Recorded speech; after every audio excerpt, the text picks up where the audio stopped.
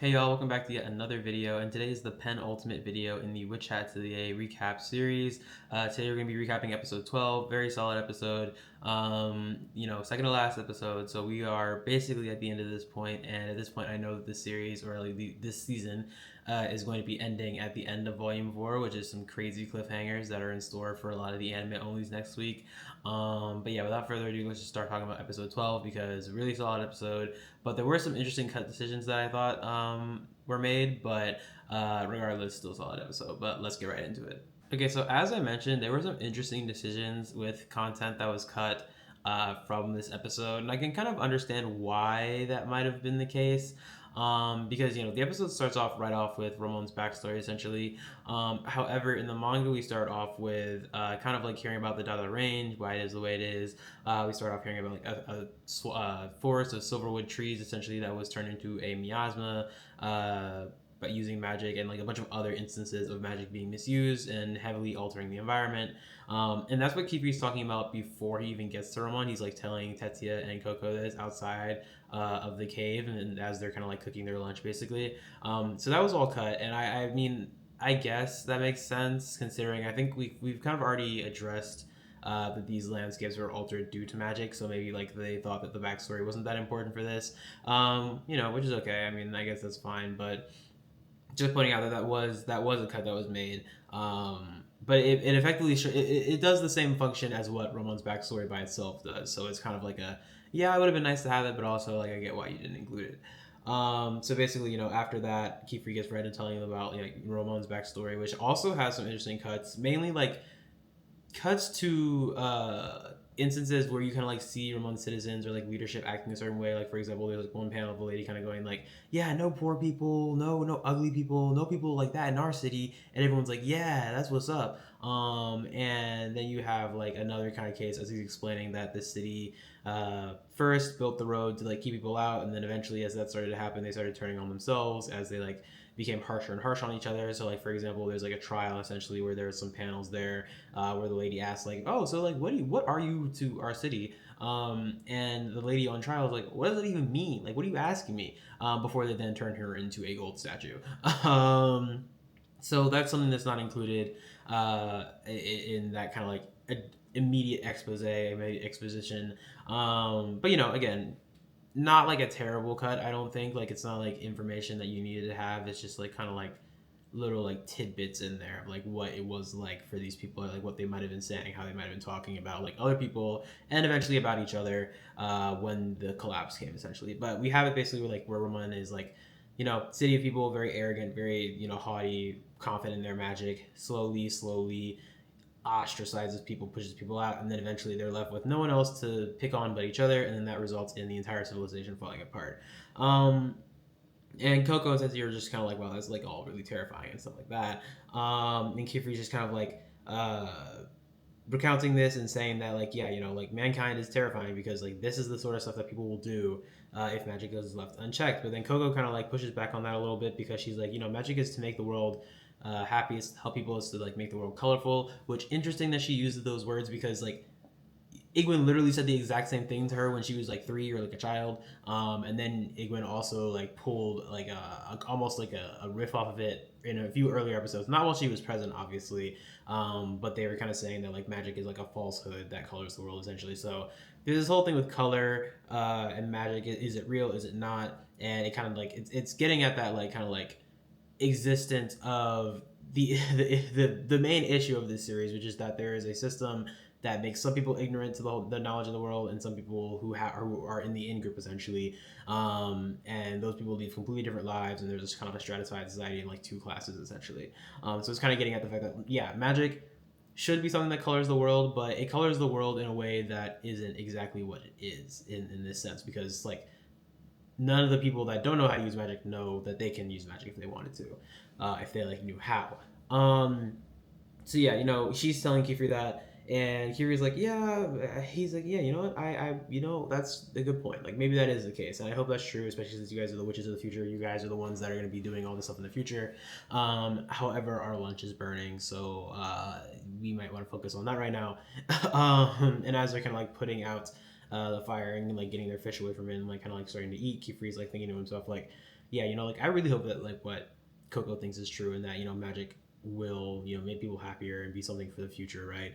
And we kind of like zooming before the opening starts playing, a kind of like aerial zoom shot of like everyone there, and then you see Brush Buddy just off to the side having zoomies. He's just running in circles and running in circles. I'm like, this is like, see, and these are these are the original scenes that I wanted, because Brush Buddy zoomies are like, that's perfect. That's literally, I mean, I don't know why I hadn't really thought of that before, or like thought of the fact that Brush Buddy would also, much like a dog or a ferret or some other furry creature, have zoomies. Um, but he does, and it's great. It's wonderful. I love seeing it. um, so opening plays, whatnot, and then we go back inside the cave. So that's where the others are. They're kind of like face to face with the fact that this road is literally on the sides, the top, the bottom of this cave, and it's not like just straight through. And Reach is at first like, oh, okay, well, like, I mean, we'll just fly through. Like, I mean, if we can't walk on the thing the whole way through. But she starts to fly through, and things start getting topsy turvy. She doesn't know which way the ground is. And then Uni catches her on the side of the wall, standing straight up, and he tells her like, "Hey, like, actually, the way this cave works, the way this road works, is that the stones are the stones on the road are the only place that like is the ground, or like where like gravity is correct anyway, and like anywhere else you step, you'll just fall back to the beginning of the cave and like not be able to pass through it." And I got kind of like realizes that, oh, like these scales on this road are actually like, they are magic seals that are being used to like keep up this spell basically. And so obviously some of those scales, because it's been years, like this has been a path that's been used for a long time, it's from a very ancient civilization, so naturally some of those scales are broken. So she kind of like is like, okay, well, like obviously you can't step everywhere, because if you step on one that's broken, you're gonna fall. So she casts like kind of like a water spell that like puts water over the entire road, which will essentially, water will pool in the area that it's supposed to, where there's no gravity or like whatever, and then like the spots that you're not supposed to step will not have any water on, so you just walk through the water spots. And he's like, oh my god, yeah, that's the right answer. Like that's what I would expect of a member of House Arklom. And he's just like really just talking about like, yeah, that's the right way to do it. And at that moment, Rishi's kind of like a flashback of her previous master, who douchebag, we don't like him, is telling her to like throw out her spells, because she was drawing like her original magic, and he's like, this is like useless. Like, you need to draw something that's practical, something that's like tested, something that other people have done before. And he's like, yeah, throw out these scribbles. And she's like, oh, these aren't my scribbles. These aren't scribbles. These are my spells. And I'm like, oh, this is so heartbreaking. Like, Baby Reach is very sad by this, because like that is who she is. Like, like telling someone to throw out their original magic, that's like, that is effectively telling them to throw out themselves. And that's kind of like a huge reason as to why she is so hell bent on completing the test her way and doing things her way, as opposed to what she sees someone else do, or what the right answer might be in this case. So she's just not having it with that, because well, Agat is doing this other stuff off to the side, trying to figure out how to lead the Murphin, because obviously, like, okay, yeah, we know where to step, but like, how do we lead these things through the cave? And she's getting flustered by his cute mannerisms, because she is not capable of dealing with anything that's adorable. But Uni's like, no, like, like the motions, the noises, those are all like things that are important in like how they communicate basically. To which he's like, yeah, usually you would just use like a spell to mimic their call essentially, and that would be the right way to do it, and like go to the cave. And this is annoying. Reese is like not happy with this. She like brushes past him, and uses her like original kind of like ribbon crystal spell to create these ribbons that the Murphins actually really like, and they start following. And she's just basically annoyed, because she's like, listen, bro, you've been telling us, like, we get that you took the test before, but you've been telling us this entire time that this is the right way to do it before we even like try to do something. And that's getting on my nerves. So I'm gonna pass this test the way I want to pass this test. The way Rish is gonna pass this test, I'm gonna pass it as Rish. And I'm like, yeah, hell yeah, like that's what you're supposed to do. That is honestly what the test is actually about. It's not about the right answer. But Uni does push back on that, because he's like, oh no, because this is a test. There is a right answer. Like, this is like, there's a right way to do this. And we shouldn't just be trying things willy nilly. We should be doing things that are like practice, things that other people have done. And we're just like, okay, well, if it doesn't work, then we try something else. And they're basically arguing back and forth about this. And I got kind of like acknowledges Reese's way of doing things, And Reach is like, I don't need your acknowledgement for this. I'm gonna do it anyway. And then you get this like kind of three-way staring match between all of them basically as that's happening. Which at this point there is another cut panel where one of the Murphins is running off and Aga has to catch it with a spell, essentially. But it's just and again, that's kind of I guess that one's also kind of a throwaway panel. I feel like just because it's like, yeah, you didn't need to animate that, so I'm fine with that. I mean, we got Brush Buddy Zoomies at the beginning, so I didn't really need the Murphin running off, and I got trying to catch it with the Gathering Wind spell. But yeah, I mean, as this is all happening, as this conversation is happening, as they're continuing through the cave, they reach a gap in the road, which obviously, as I kind of talked about earlier, since this road kind of distorts gravity, what happens when there's a gap in the road, right? Like, I mean, the water that was flowing on the top of the road is now going every which way, every which direction, because there's no real sense of like gravity or up or down anymore. Like, it's just all over the place. And Unity is very upset by this because the fact that he has prepared for everything else, however, he is not prepared for a gap in the road. So he is just kind of like, oh my gosh, like this is like bad. Like this is very bad. Like I'm not gonna be able to pass this. And meanwhile, outside, Coco swears she sees another witch. She's like, hold on. Kiefer, was anyone else supposed to be here today? Like, was it just us or was someone else supposed to be here? And Kiefer's like, well, no, like, you know, that bum Cockbro went back to, you know, the Great Hall. So, like, I mean, you know, nobody else is here today. No one's scheduled to be here. And, you know, Coco then runs over to the cliff to kind of, like, look over the side of it because she saw someone over there. Like, and props to the anime for, because I think in the manga as well, like, you don't really see, it's not, like, looking at that direction. But in the anime, you do see a brief glimpse of something over the edge of the cliff. So she runs over there and looks, doesn't see anything, and is like, oh, okay, I guess between, like, Kiefer and, you know, Kiefer saying no one else is supposed to be here and me not seeing anything, I guess that's right, and no one's here. And so she walks she walks away from the cliff, and we then pan down closer to the bottom of the cliff where you have Sassuran just aura farming against the cliff, cloak blowing in the wind, brim hat blowing in the wind. And this is the thing about the brim hats that I love that the anime has done. They're all aura farmers. They're just all going to pull up and just unnecessarily let their cloaks flap in the wind, levitate over somebody, do something that looks cool, and the anime is going to make it look cooler than it does in the manga in some instances because like it's in motion.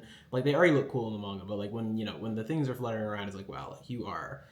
I'm gonna give that to you. I'm gonna let you have that. So Sassuran is snooping around, sneaking around outside the cave at that moment. But back inside, so obviously there's a gap in the road. How are we going to deal with this? Rish is like, okay, yeah, I got my own magic. I'm going to deal with this the way I want to deal with it. And so she just kind of like reshapes some of the stones on the road and then rides them over with her Murphin and is like, yep, I made it. Basically, again, using original magic that she kind of thought of or like her own solution to the problem. And then Agat's like, oh, okay, like, what am I going to do? So she uses a combination of like replication and repetition spells to extend the tiles on the road to the other side, and like it breaks a little bit, and she almost falls. And she's like, "Dang, I gotta practice more." Because it was only temporary. It's only a temporary fix, but it works, and it gets her to the other side with her Murphin. And then Elira's kind of like, "Okay, Uni, it's your turn." And Uni has a breakdown saying that he's essentially not prepared for this, that he has no talent, no confidence, none of that. And then Agat's kind of like, "You've like had great analytical skills up to this point and you have the experience having taken the test twice before, so like put that to use." And he tries to use some of like the spells that, and I love Uni, but like I was like dude, come on, like you're panicking, come on, you lock in. But he uses some of the spells to solve problems before, so like for example a spell to make it rain, a spell that like makes Murphin noise. And he says, he breaks down and he's like, I can't draw in front of other people, like my hand gets shaky, I can't draw anything properly that way. We get like a flashback of his, like, again, Grokro the bum shaking his head at him, and just again you get a lot of information on how Uni's essentially been beat down about not being able to do this, about how he needs to simply learn from others because he is incapable of doing things by himself. And that is very tragic, very sad. And then you kind of realize like this is a great example of how telling children that they are not capable of doing things themselves, or telling them that they need to learn from other people, throw away their own creativity, really breaks down their confidence and then makes it so that is a self-fulfilling prophecy. Like if you tell a kid they're not gonna do anything repeatedly over and over again, and you slowly strip away their confidence that they have, especially if they didn't have much to begin with, because Uni didn't have much to begin with, instead of taking time to build that up, you end up with a kid who, when placed in a situation like this, is not capable of like progressing, thinking forward. They're gonna freeze and they're gonna panic. And he is having that moment right now where he is like, I can't do this. Like he's I can't complete the test and I'm gonna fail again. And I got begins thinking like, yeah, this test is all about like drawing in front of people who can't use magic. So like if he can't do this, then I don't think he'll ever pass. If like that's the reason. If like the reason is that he can't draw when other people are watching or like draw in certain conditions, and has to like prepare everything beforehand, like he had for this test, and I don't see him passing. But then we get Rish. Rish is telling him, reassures him that, hey, you can do this. Like you said the answer. Like you just have to find a way to be alone so that you can draw the spells properly. Like you have to find a way to be by yourself. And Uni is like, again, still crashing out, still having an issue with this, but he does kind of like pull his cloak up over his head and like kind of like hide in it, and he's like kind of just moping in there. He's like, I have no idea what to do with this. They're all probably like laughing at me. They're probably like making jokes about me. And then he takes a peek outside. Elira is staring at him very intently. Rish and Agat are not laughing. And he goes back inside. He's like, oh, they're not laughing at me. And this makes me think, and it's something I've never thought before about this series in this specific instance, but having taken the test twice and presumably not having been alone both those times, I can imagine that he's been in this position before. People have laughed and jeered at him the entire time before he fails, essentially. So to be in a situation where he's surrounded by three people who are not doing that to him, he realizes that like, oh, like he finally the noise is blocked out, and he's like, oh, like the only one holding me back is myself. Like he's like, okay, these people actually like do believe in me, and they do think at the very least that I can think of something. So he's like, yeah, actually, like the only one holding me back from success is myself. And he kind of like starts looking around like the inside of the cloak, and he realizes that like, he looks at the spell that essentially makes him look like a merfolk on the inside of the cloak. He's like, huh, like I wonder if, and then he modifies it, and it's a little scary because it like basically when he modifies it, it makes it all shadowy, and Elira's like, what is going on? Is this like a trap on the road or something? And she uses a wind spell, and Uni's like, wait a minute, this is my own magic. Like I just modified the cloak so that it cloaks me in shadow, and I can't be seen while I'm drawing, and I can't be seen at all. And he's like, yeah, this is really great. And he's explaining it, and I love this for him because he like is so excited that he has found a solution and a way to draw in this scenario that allows him to be comfortable and draw a spell effectively that gets him and his merfolk across. And he's just so seeing him animated in like this shadowy kind of like look and just being so happy and just explaining the spell to Elira and just being giddy about it. I was like, yeah, see, this is what this kid needed. He needed reassurance. He needed someone who wasn't going to just look at him and go like, oh yeah, like you're incapable of doing anything yourself. You have to like, you have to learn from others because you have nothing to offer essentially. So he crosses over, and Rish asks him like, so do you like hate yourself less now, or are you still upset with yourself? And he's like, no, at least like not like a little. And she's kind of like, good, that's great. Don't ever talk down on yourself again, like at all, because you're not worthless or anything. And she walks off, and he's like, I might, but I will make sure that's not the last thing I say. And I'm like, you know what, that's, as a complainer, Uni, I agree 100%. Sometimes you do have to complain, sometimes you do have to talk down on yourself a little bit, but as long as it's not the last thing you say, as long as you don't let that be the last word, as long as you get up and do what you need to do, you can go ahead, do that. But yeah, and then I got to asking like, oh, why did you bother helping him? Because didn't really think to do so. She was kind of like, oh, well, he's gonna fail. And Risha's just kind of like, she understands the pain of not being able to do something she wants to do. Like clearly, Uni wants to be able to take the test. Like if he didn't want to be there, he would have quit the first time or the second time, but he's there the third time, right? So she understands that this is something he wants to do, and she understands his pain on a certain level because she was in a position where someone was telling her not to draw her spells, not to like be herself essentially, and that was suffocating to her and something that she found emotionally distressing. So she understands him on a different level, basically. And Elira then crosses over and points out to Rish like, yeah, the test is all about like taking, it's like we have the same end goal, but we reach it in our own different ways. So like you don't have to sacrifice being yourself. So like tests aren't so bad, right? And Rish is like, I guess, but like I'm still assigning Kefri an Angreach point because he lied to me and deceived me. And Elira's like, what's an Angreach point? I don't know what that means, but it sounds bad. And so happy, giddy, things are great until Sassuron shows up and takes Elira, who is able to like kind of like throw her like hat off of her head, which is kind of like meant to go signal Kefri that something's up. And now she's kind of like being swallowed up by Sassuron's like kind of like shadow and like the cloak and everything. she's saying like, nope, don't trust him. Like they lie, like Brim has lied and everything. So like, don't trust anything he says. And then she's gone. She's not in there anymore. Like you can't see her. And then you have Uni, Rish, and I got left facing a Brim hat essentially in the cave, with Kefri very far outside the cave and with no other sort of proctor or reinforcements anywhere around. So they are basically in danger to end off the episode. And I really, really enjoy this episode. I enjoy this arc a lot, and knowing where this cliffhanger is going to end off next episode, I am really hoping that we get the next season faster than we got this one, because I'm like, whoa, like that's gonna be a crazy cliffhanger for people who don't know what happens afterwards. And I'm sure a lot of people will start reading afterwards, but some people don't, like to read manga as much, so they're gonna be like, oh, that's it. But yeah, definitely a lot of good stuff coming. I'm excited to see everyone else's reactions next week, I think. But yeah, really solid episode again this week, despite the kind of like cuts that some of the cuts I disagree with. Some of them were like, again, just like, oh, that's a throwaway panel, like a panel that's okay, like move around. But yeah, definitely a really good adaptation and episode this week. Okay, and that brings us to the end of this particular recap for episode 12 of Witch Hat Atelier. We have one more left. Again, this episode covered chapters 20 and 21, which means next episode is going to be 22 and 23, aka the end of volume 4. So if you've been following along up to this point and you want to start reading after the anime is over, you can start with volume 5. Because I do think this has been a very solid adaptation, despite some of the cut panels here and there. And obviously, like, manga doesn't take long to read anyway, so if you wanted to start at volume 1, you can. But yeah, lots of great stuff coming next week, and fingers crossed for an announcement for when season 2 will happen, or that it's in production, essentially. An official announcement, anyway.